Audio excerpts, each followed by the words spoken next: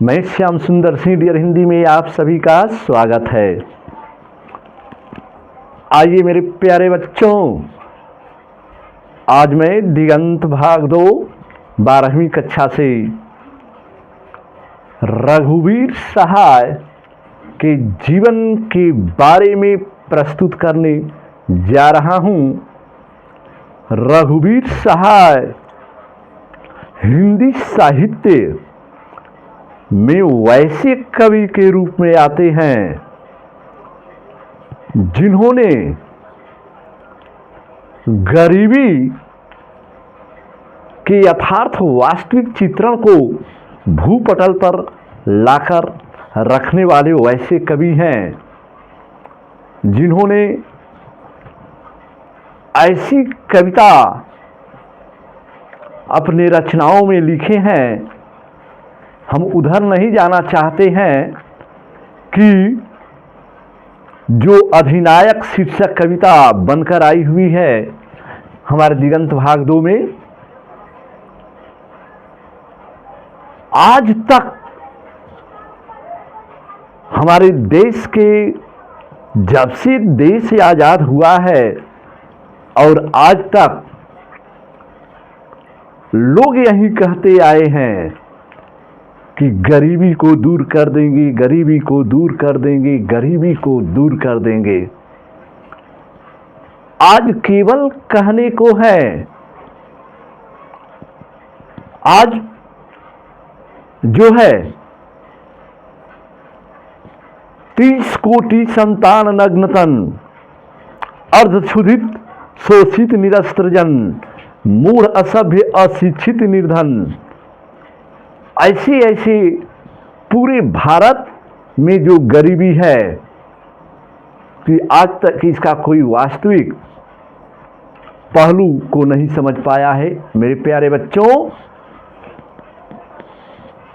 आज मैं ये कविताओं में वैसे कविता का संग्रह किए हैं जो आत्महत्या के विरोध से इनकी एक रचना है, जिसमें हरचरना नाम का एक बच्चा है जो विद्यालय में जलसे में पहुंचता है गणतंत्र दिवस या 26 जनवरी या 15 अगस्त के अंदर पहुंचता है बेचारा। लेकिन उसको क्या पता है, वैसे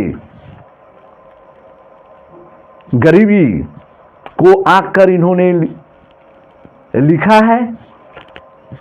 आगे बच्चे, पहले मैं उस काव्य का अवलोकन करने से पहले आज मैं उनके जीवन चित्रण के बारे में प्रस्तुत करने जा रहा हूं, जो हिंदी साहित्य में इनके नाम से कोई पुरस्कार भी सम्मानित किया गया है हमारे हिंदी साहित्य के लेखकों को और कवियों को।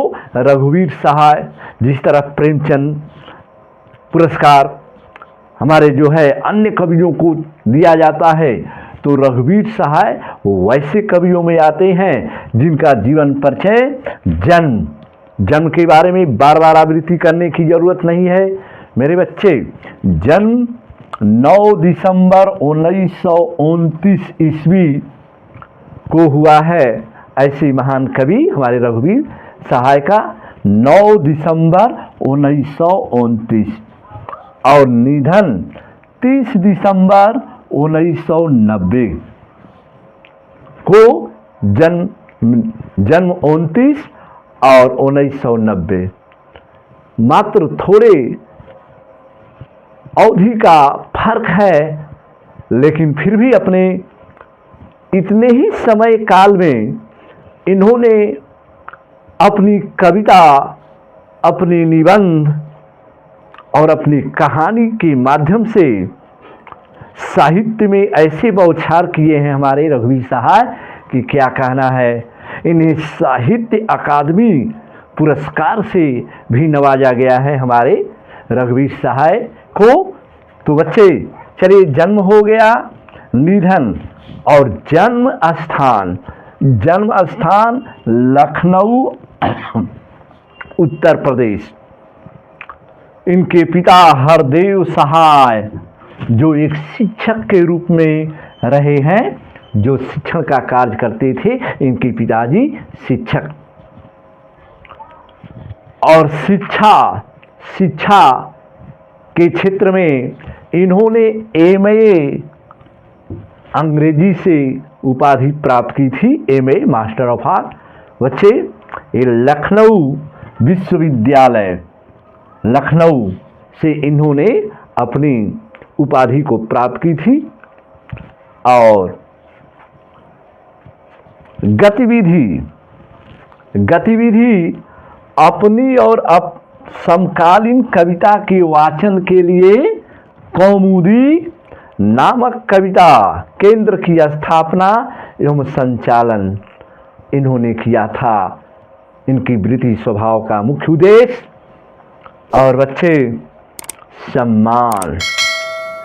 सम्मान इज्जत प्रतिष्ठा के रूप में इनको सम्मान किस क्षेत्र में हासिल हुआ है, तो लोग भूल गए हैं के लिए इनकी एक रचना है। लोग भूल गए हैं के लिए इन्हें साहित्य अकादमी पुरस्कार से सम्मानित किए गए हैं। हमारे रघुवीर सहाय, हमारे हिंदी साहित्य के कवि रघुवीर सहाय, जो कि लोग भूल गए हैं एक रचना, जिन्होंने साहित्य अकादमी पुरस्कार मिल चुका है हमारे सम्मानित रघुवीर सहाय को। और बच्चे,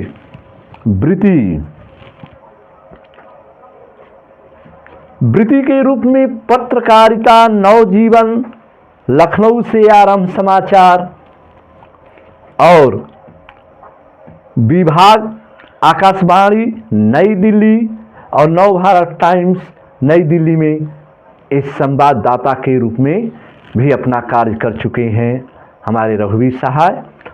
और कृतियाँ जो रचनाओं के नाम से प्रसिद्ध हैं, कविता दूसरा सप्तक, सीढ़ियों पर धूप में, आत्महत्या के विरुद्ध, लोग भूल गए हैं, हंसो हंसो जल्दी हंसो, कुछ पत्ते कुछ चिट्ठियां, रास्ता इधर से है, जो आदमी हम बना रहे हैं। अन्य रचनाओं में कविता, कहानी और निबंध इन्होंने अपनी रचनाओं के माध्यम से लिखे हैं बच्चे। और इनकी मुख्य रचनाओं में तो आत्महत्या के विरुद्ध जो रचना है, वह तो रचना ऐसी है कि क्या कहना है। एक व्यंग कविता उनकी है, आत्महत्या के विरोध से ली गई है, कि ऐसी कविता जिसमें हास्य नहीं है। आजादी के बाद सत्ताधारी वर्ग जो है के प्रति रोषपूर्ण तिक्त कटाक्ष कविता इन्होंने की है। आज भी हमारा देश भले ही आजाद हो गया हो, मगर गरीबी नहीं गई है। उस पर हास्य व्यंग एक कविता लिखे हैं। इनका कविता का विधा भी हमारे बच्चे हास्य व्यंग कविता है। जरूर हमारे बच्चे इनकी जीवन चित्रण के बारे में जरूर पढ़ते रहना। आज के लिए बस इतना ही। धन्यवाद।